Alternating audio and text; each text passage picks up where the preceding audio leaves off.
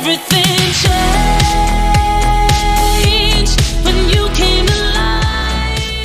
Hello my loves, welcome back to my channel. My name is Ellie Esparza, and if you clicked on this video, then you most likely saw my last packing video for Europe for 2 weeks in a carry-on only. So I got so many questions and comments on that video. Also, thank you to everyone who subscribed and who is new here. I love you. Thank you so much for joining this family, and I'm excited to make this video because I promised you guys I would do basically what I didn't and did need, or like what really helped me on my trip to Europe, because I have so many tips and tricks to tell you guys, and just so many like traveling tips in general of like my experience traveling to Greece and Turkey that I feel like will really help you. So just want to say thank you to everyone that subscribed and that are watching this video. So before we get into it, if you haven't already, please subscribe down below and give this video a thumbs up. It really helps my channel, helps me more than you know, and I appreciate you guys so much. So let's get into the video. So basically what I did was make a list of things that I really was so glad that I took on this trip, and some things that I could have done without or kind of regret taking because it took up space. Basically categorized it between wins and loses. Also, I have my matcha, so let's start off on a positive note. So for my win category, I was so glad that I only took flowy dresses,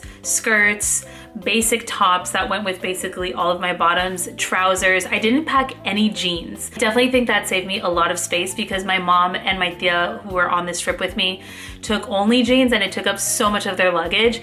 And also it was kind of chilly when I went to Europe, so this was like the end of May. Just make sure you're double checking the weather because I feel like that has a lot to do with what you're gonna wear. Obviously, if you're going in this later summer, then you should be fine. You won't need jackets or anything like that, or especially you won't need jeans. But I definitely got away with like long flowy skirts, long dresses, and trousers were such a win for me. I don't know if it's just like the European vibe where I felt like I wanted to look really sophisticated but casual at the same time, and trousers, aka like these pants, are a win, and they're such a vibe.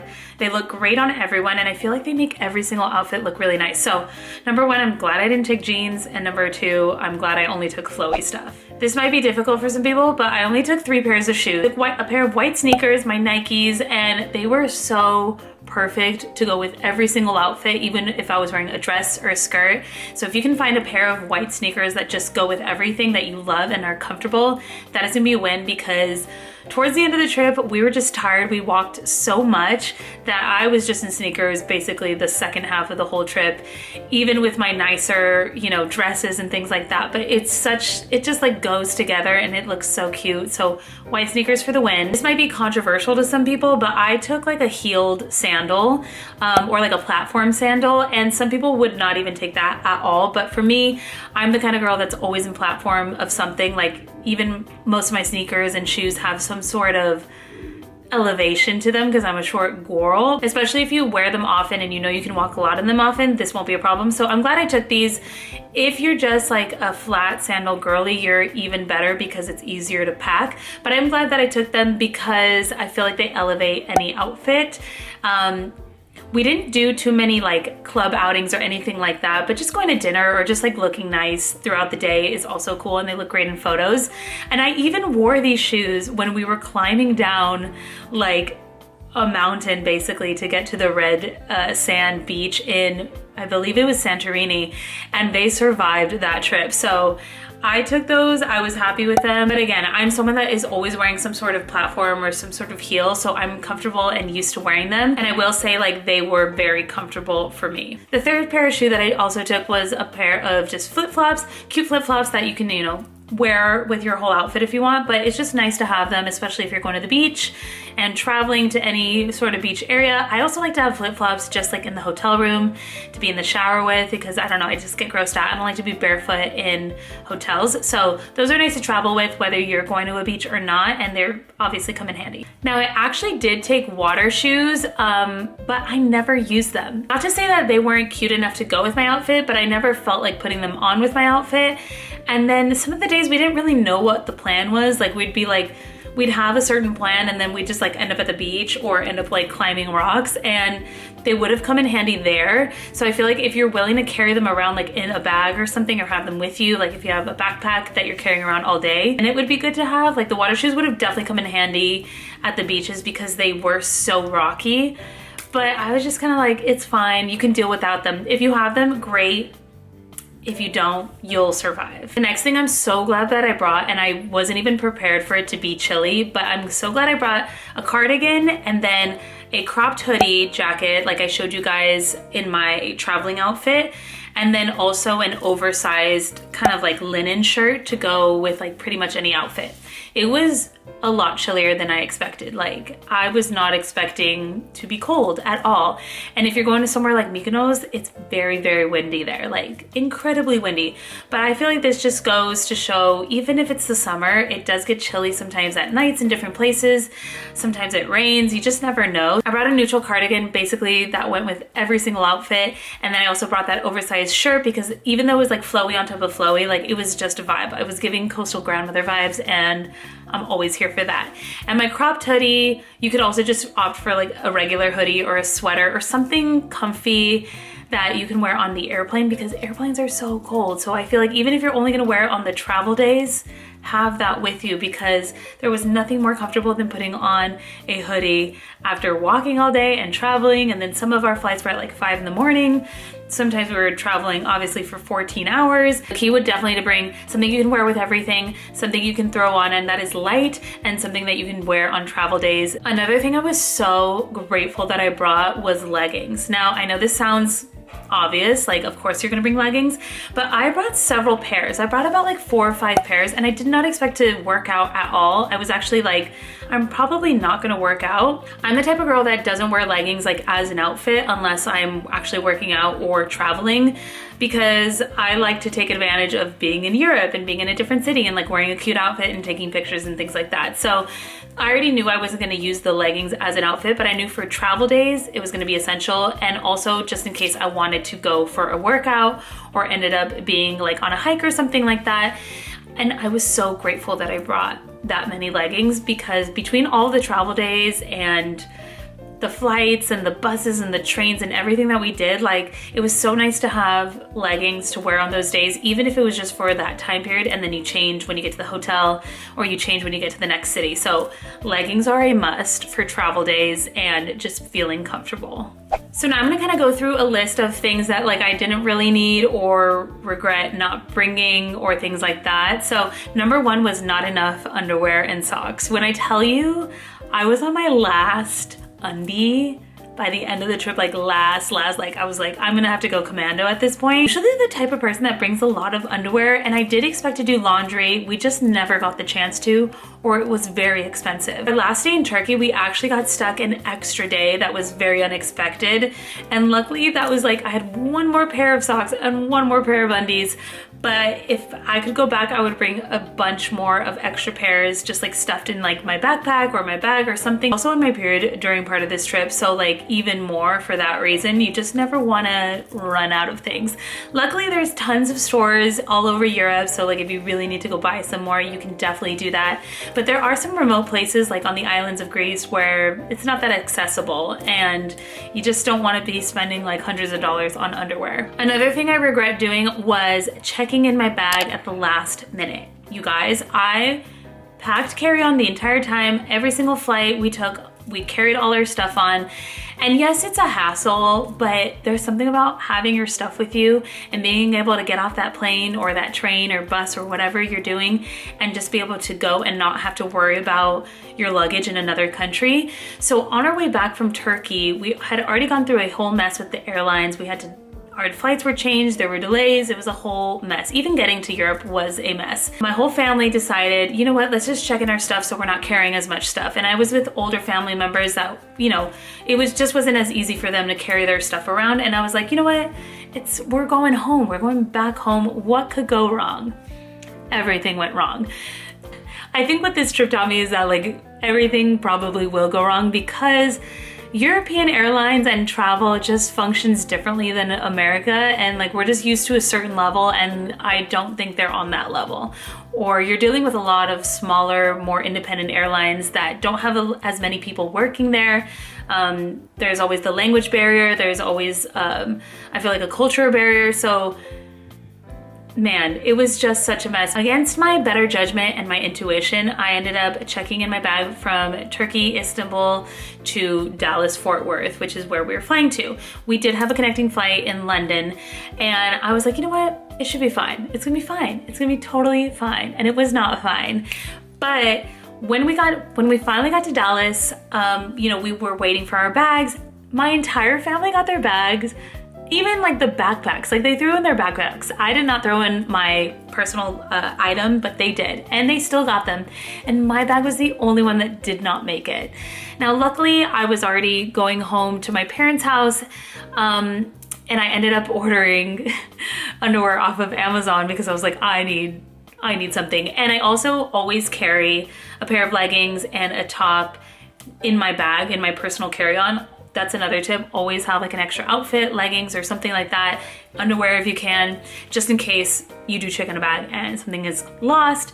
So I was able to survive. It was fine. Like, it wasn't a big deal, but I felt really bad for all the people that didn't have their bags to wherever they were going, because there was a lot of people that were connecting from Dallas to somewhere else and weren't gonna get their bags. My main issue was that I was flying back to Nashville the following day, so I had a day in between. They were basically like, we don't know if your bag's gonna make it back here in time, but we can ship it to you in Nashville. So I was like, all right, let's do that. So 5 days later, I finally got my bag here in Nashville, and my bag was completely destroyed. And I was just like, you know what? Listen to yourself next time and do not check in a bag if you don't have to, especially when you're traveling international. Like I said, airlines over there just function a little bit differently, and there's just like a different protocol, and even the way they treat you and the way they do customer service is a lot different. So just keep that in mind. If you have to check in a bag, maybe put an air tag, make sure you're keeping track of everything, and make sure you keep that little sticker that says the number in. Luckily, I have my bag. All my stuff was fine except for my ruined bag. I am definitely going to file a claim with British Airways because they really just messed up my bag. One thing I feel like I did bring a lot of that I didn't necessarily need was bikinis. I think I brought like 6 or 7 pairs, and I probably could have gone away with like 3 or 4. So just when you're packing, maybe calculate the days that you will actually be at the beach, the days that you'll actually need a real outfit, and the days that you're gonna be like traveling and will not need as much. Another thing that was kind of unnecessary on my end, but I totally packed this last minute. I didn't even show it in my last video, but I brought goggles and snorkeling gear for me and my brother because I heard that the waters in Greece were so clear and beautiful and that you had to snorkel in them. The thing with us, maybe you'll go at a different time, or maybe your destination is going to be a lot warmer, but the water in Greece was freezing. Like, I got in up to my shoulders, but it was cold and there was no way I was going fully in. Also, it was just like such a hassle to bring on for a full day, because most people, like when they go somewhere, you know, you wake up, you have breakfast, and then you're out for the entire day, and you probably don't go back to your hotel room until the afternoon. So you have to carry around all this stuff if you want to like have that experience. So we basically carried around this snorkel gear. It wasn't super heavy and it didn't take a lot of space, but it was still something. We carried it around all over Europe and never used it once because the water was way too cold. My next tip definitely for like any European trip is to bring a tote. I ended up purchasing this one in Greece in Mykonos, and I honestly love it, and I'm glad that I got one over there, but I had taken one and it ripped because I was putting too many things in it, and it was like a really cheap, like $5 tote. So I knew it wasn't gonna last, but it came in so handy because after a few days of just having my regular purse, like I have my camera, I have my lipstick, I've got snacks, I've got like sunscreen, all the things, sunglasses, passport, tickets, all the things, it got really, really heavy. So having a tote was so nice because you're gonna probably buy souvenirs or purchase little things here and there, have tickets, have your wallet, all the camera. This came in so handy, and it's beautiful. If you wanna wait until you get to Europe to buy a tote because they have tons of them over there, then definitely do that, and you can use that as like one of your, you know, expenses. But this came in so handy because also in here I could throw in my cardigan, I could throw in like a jacket or extra underwear or socks or anything that I needed just in case. So a tote is a must when you're gonna be in Europe because you're most likely gonna be walking and running around, jumping on trains and planes and buses and all the things, and not wanna have like a cute little tiny purse. As much as we love that aesthetic, I'm like, unless you're literally carrying nothing. But I'm the kind of person that has my camera and water and different little things. So a tote came in so handy. Honorable mentions of my Amazon items that I purchased for this trip were these plugins that you need for European trips. The amazing things about these were that they have the USB and then this one and then several plugs, because a lot of other ones, like a pair that my parents had, literally only had one plug. And so this is super helpful, especially if you're charging your camera and your Apple Watch and your phone and your laptop or your iPad, headphones, all of the things. These came in so clutch. I actually lent one to my brother because he didn't bring one at all. So it's good to have if you're traveling with people and they might forget to have something, or you can plug in several things. These were awesome. Another purchase I loved was this organizer from Amazon. It basically can house like all your electronic stuff. So this was so nice because on the planes and everything, when I was like trying to have like find my charger and my batteries and all of the things, or when I would get to the hotel, I knew everything was gonna be right here in one place, secure and ready to go. And I could just like put it right back in and be organized. So this was super helpful because I knew where all my electronic stuff was. I also got a ton of questions on my luggage size and on the products that I took as far as like my skincare and things like that. So here's the deal. In Europe, the luggage size is a lot smaller than the American carry-on size. So technically my carry-on fits perfectly on all of the flights here in America, but I know a lot of people were saying that it was like, what was the size, the dimensions, all of the things. In my case, I was able to bring on my bag no problem for all of my flights, and they fit overhead. And I saw that they were even checking people's bags in like at the gate if they were too big. We flew a bunch of different airlines and a lot of them have a bunch of different rules. So it'd be good to just see which airlines you're flying with to be specific. But we even paid for our bags on one of our flights because we thought we wouldn't be able to bring them on because of our ticket. It's a lot different over there. And turns out we could have just brought them on, but you live and you learn. So my carry-on, my American size carry-on was fine. Like it fit, and that was without the expansion on the base luggage. But I was always able to completely close it without having to expand it. And I was able to close my carry-on bag. I was able to close my base weekender bag, no problem, fit it underneath the seat, and no one told me anything. So I think it kind of depends on your situation and like how strict the airline you're flying is. The only time that I had to put my cosmetics in a separate plastic bag was when I flew from Turkey to London. And when we got off the flight, they had bags for us there. They had everything that you needed. They said, anything that you have in your bag that is not in a bag, you can do it here. So they provided that for you. And I would say that was like the only place that they were kind of strict on that, and that they had several security places. I didn't even have to take off my shoes on most of the airlines. They were very lax, but again, that's my experience. I know each airline has its different set of rules and it's different depending on the country that you're going to, but just taking note of that, I was totally fine with my base luggage carry-on and I didn't have any issues with that, even though it was, I think my luggage came out to like 30 pounds. So as long as it's under 50 pounds, then you're good to go. All right, guys. Well, I feel like I could say so much more tips and tricks on my trip to Europe, and I can make a whole separate video of that. If you guys want to see that, let me know in the comments, or if you have any other specific questions, I would love to help you in any way. I know that it's overwhelming traveling, especially to Europe, to another country, especially if you've never been. But I will say that like once you're over there, you just kind of live and you learn and you figure out what works and what doesn't, and that's kind of like the best way to figure it all out. I'll also link my Amazon storefront again for all the travel items that I purchased before my trip, along with my outfits that I wore on my Like to Know It and Amazon storefront, because the fits were fitting. The fits were doing its thing. Let me know if you guys want me to do a separate video on what I wore in Europe or outfits that I suggest wearing in Europe, because I feel like that's a whole other category. So let me know if you want me to get into that. I did upload a vlog from my travels. If you guys want to check it out, I will link it down below. But again, let me know if you guys have any questions. I'd love to answer anything that you would need to know. Get to like and subscribe. I hope you guys enjoyed this video, and I will see you guys in the next one. Love you.